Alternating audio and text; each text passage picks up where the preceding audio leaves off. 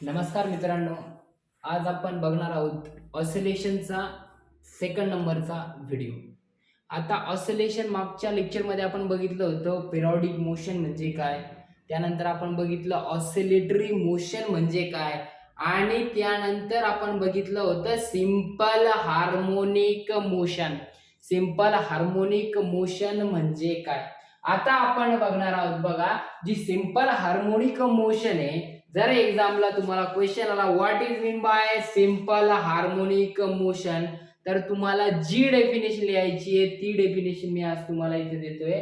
तर ती डेफिनेशन काय बघा, समजून पण सांगतो आणि लिहून पण देतो. It is a linear periodic motion. म्हणून मी तुम्हाला अगोदर काय शिकवलं, पिरियॉडिक मोशन.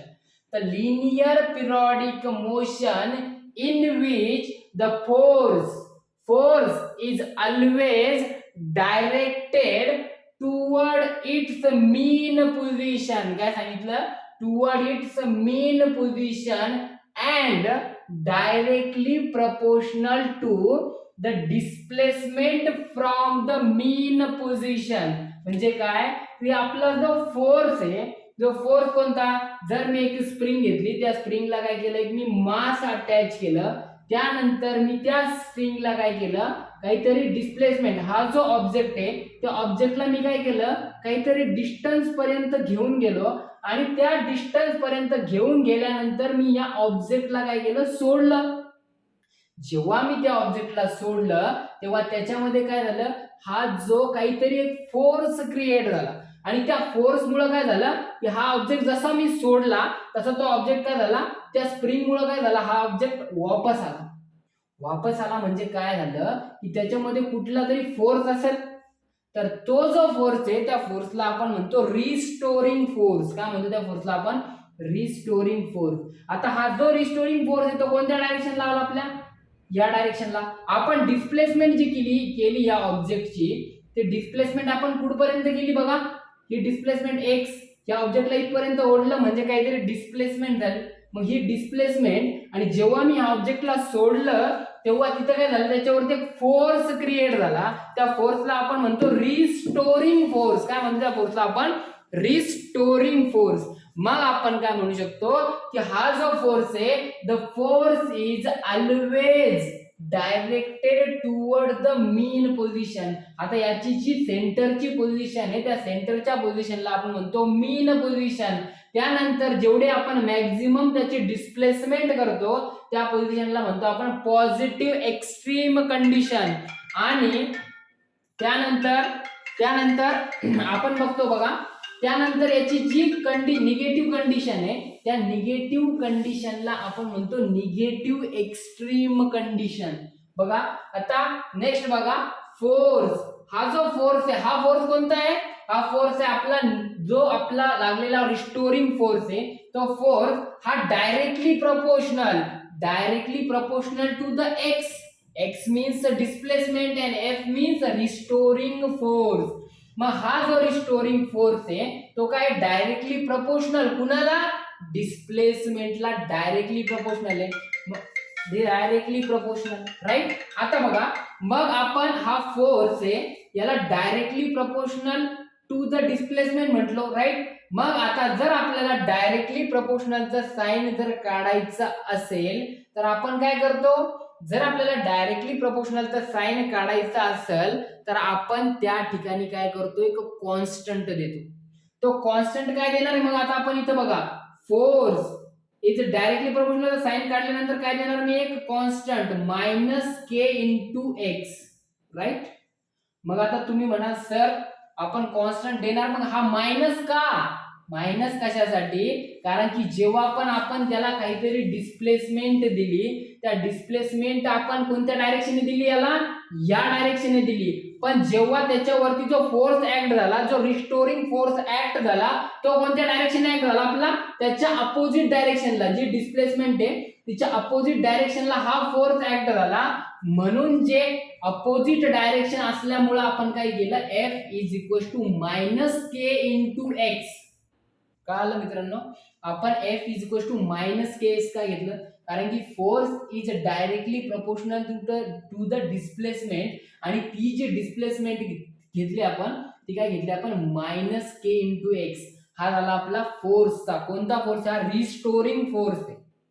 कळालं इथपर्यंत? मग आता नेक्स्ट बघू, हा जो रिस्टोरिंग फोर्स आहे त्या रिस्टोरिंग फोर्सचं आपण याच्या अगोदर जे इक्वेशन बघितलं होतं बघा, फोर्सचं एक जनरल इक्वेशन आपल्याला सगळ्यांना माहिती आहे. ते इक्वेशन आपलं आहे force is equal to mass into acceleration. Force equal to mass into acceleration. मग या दोन फॉर्म्युल्यावरून आता आपण काय बघू, जो आपला सिंपल हार्मोनिक मोशन आहे त्या सिंपल हार्मोनिक मोशनचा आपण काय बघणार आहे तर डिफरन्शियल इक्वेशन ऑफ एसएचएम. मग आता डिफरन्शियल इक्वेशन ऑफ एसएचएम कसं येईल बघा. डिफरन्शियल इक्वेशन जर आपल्याला काढायचं असेल तर आपण काय करणार, सुरुवातीला जो आपला फॉर्म्युला आहे कोणता, F is equal to minus K into X, आणि दुसरा फॉर्म्युला आपल्याला एक माहिती आहे कोणता, तो म्हणजे आपला force is equal to mass into acceleration.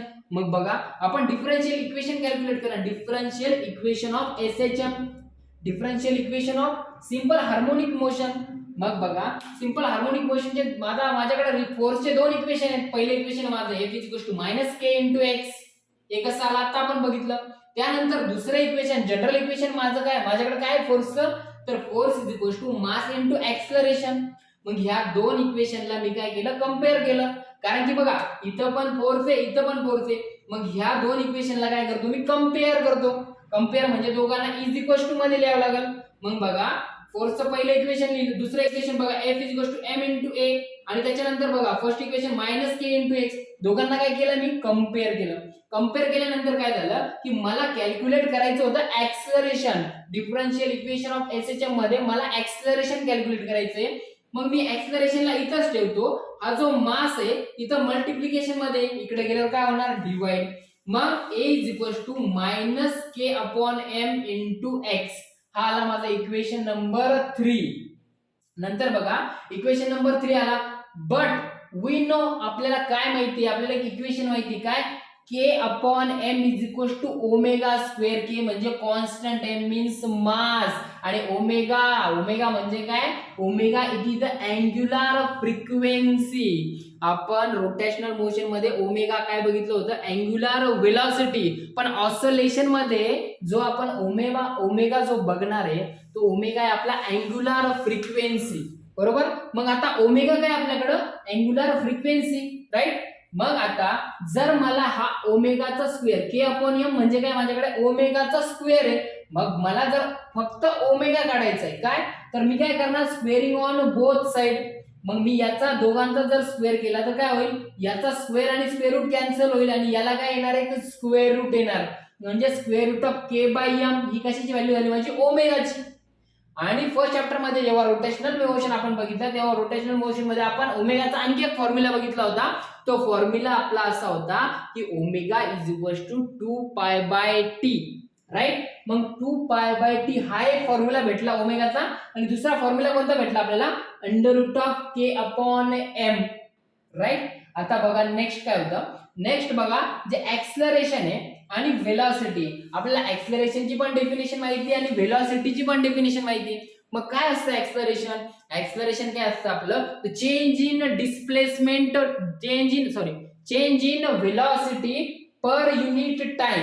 Change in velocity per unit time is called as a acceleration. Acceleration बरोबर, व्हेलॉसिटी अपॉन टाइम म्हणजे असतं आपल्याकडे ऍक्सलरेशन. मग आता व्हेलॉसिटी म्हणजे काय, तर व्हेलॉसिटी म्हणजे काय, तर change in displacement per unit time. Change in displacement per unit time म्हणजे काय आपल्याकडं व्हेलॉसिटी, राईट. मग मी ऍक्सलरेशनचं इक्वेशन असं लिहू शकतो, कसं लिहू शकतो ऍक्सलरेशनचं इक्वेशन, इक्वेशन बघा, ऍक्सलरेशन इज इक्वल टू काय लिहिणार सगळ्यात पहिले, D by D T, right. D by D T का, differentiate with respect to T, बरोबर. मग आता बघा व्ही, आता व्हीचं इक्वेशन काय माझ्याकडे, dx बाय dt. मग इथं काय येणार, इथं d बाय dt मी काय केलं, ऍज इट इज लिहिला. हा जो v आहे या v च्या जागी काय केलं मी, हे इक्वेशन पुट केलं dx by dt, dx by dt. मग इथं काय केलं मी, d by dt, dx by dt. नंतर काय केलं बघा, ऍक्सलरेशन. आता ऍक्सलरेशनला काय करणार, या d ने या d ला मल्टिप्लाय केल्यावर काय येणार, d square by 2, d square by x, right. D square by X आलं. त्याच्यानंतर ह्या dt ने जर मी ह्या dt ला मल्टिप्लाय केलं काय येणार, डी टीचा स्क्वेअर, बरोबर. हा आलं माझ्याकडे ऍक्सलरेशन, बरोबर. मग आता ऍक्सलरेशनचं जे इक्वेशन माझ्याकडे आलं ते इक्वेशन मी कुठं पुट करणार, put in equation number 3. Equation number 3 मध्ये मी ते पुट करणार. इक्वेशन 3 मध्ये पुट केलं इक्वेशन नंबर 3, राईट. बघा मग ए च्या जागी काय ठेवणार मी आता, ए च्या जागी काय ठेवणार d2x अपॉन dt स्क्वेअर. मग काय केलं मी या ऍक्सलरेशनच्या जागी काय ठेवलं बघा, ऍक्सलरेशन जागी काय ठेवलं d2x अपॉन dt स्क्वेअर. नंतर समोर काय बघा minus k upon m, minus k upon m. आता हे मायनस k अपॉन m ला काय लिहिणार मी, मायनस k अपॉन m ला काय लिहू शकतो मी बघा, जिथं पण बघा k अपॉन m आहे, या k अपॉन m ला काय लिहिणार मग a is equal to minus k, हे बघा k अपॉन m ला काय लिहिणार ओमेगा स्क्वेअर. इथं पण a k अपॉन m आहे, याला काय लिहिणार minus omega square into x, बरोबर. Omega square into x. मग इथं बघा a is equal to minus omega square into x. मग आता minus omega square into x आलं आपलं d2x अपॉन dt स्क्वेअर. आता minus omega square into x, minus omega square into x, बरोबर. आता या साइडला माझा d2x अपॉन dt स्क्वेअर ठेवला मी ऍक्सलरेशनच्या जागी. समोर काय माझा minus omega square into x. मग आता minus omega square into x आहे, या साइडला आल्यावर काय होणार प्लस, कारण इज इक्वल टू च्या समोरची जी व्हॅल्यू आहे ती जर इज इक्वल टू च्या समोर मायनस असेल तर या साइडला आल्यावर काय होते ती प्लस. मग इथं काय minus omega square into x आहे, या साइडला आल्यावर काय होणार plus omega square into x. म्हणजे d2x upon dt square plus omega square into x. हा आला माझा differential equation of simple harmonic motion. कळालं इथपर्यंत, डेरिवेशन कळालं, important derivation simple harmonic motion. Okay, thank you. यानंतरचा व्हिडिओ आपण नंतर नेक्स्ट